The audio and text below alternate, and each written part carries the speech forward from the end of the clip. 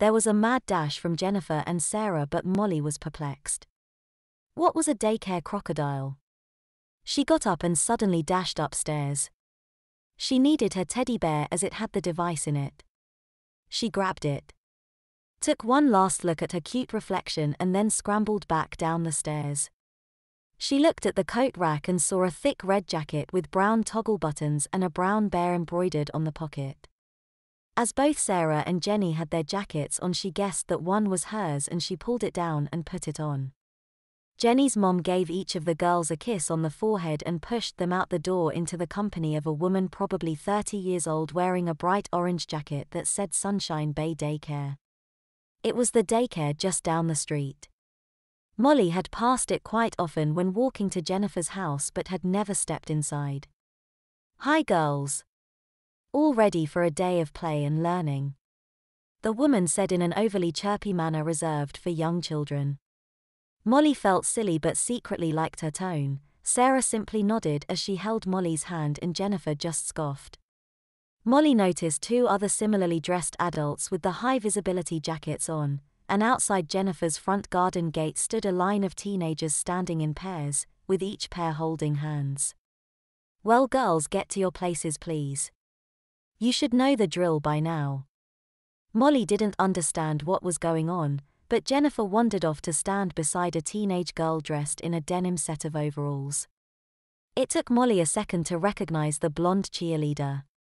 She was in their chemistry class. Jennifer held the cheerleader's hand. A quick scan of the entire line of teenagers showed that Molly recognized the majority of them as being from her school. Her reality-altering device had affected everyone.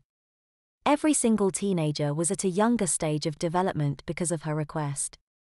She held her teddy bear tighter in one of her hands, the other one still held Sarah's hand as Sarah led Molly into the standing line of teenagers. Had Molly done something terrible, or something wonderful in changing reality? Was she being selfish? She would allow herself one more day of this sort of treatment and then put it back the way it was. No one would remember once it had been all returned to normal. The daycare assistant moved to the front of the queue as Sarah led Molly into their place in the line-up. "Okay, everyone in the crocodile. Off we go." The assistant waved her hands forward and began to walk. The teenagers fell into step behind with two other daycare attendants in the back. Molly was fairly smart and she had realized now that the crocodile was what the line was referred to. She felt quite small being chaperoned. She couldn't remember the last time she had been accompanied anywhere by an adult. Her parents had treated her quite grown up from a fairly early age, and she had grown to meet that expectation.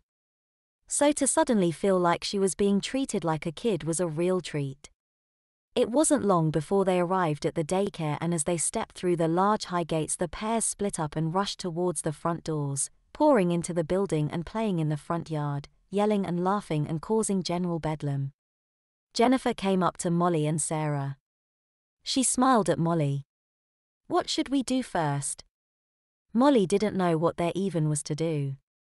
She had never stepped inside, but obviously because Sarah and Jennifer's memories had altered to fit their new reality, they knew this place better.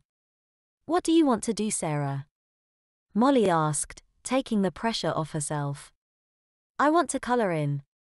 That's my favorite," Sarah said excitedly. This seemed to appease Jennifer and she nodded happily. "Let's go then before all the decent crayons are chewed."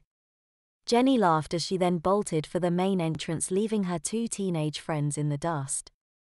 "Hey! Wait for us!" Molly yelled and ran after her with Sarah close behind.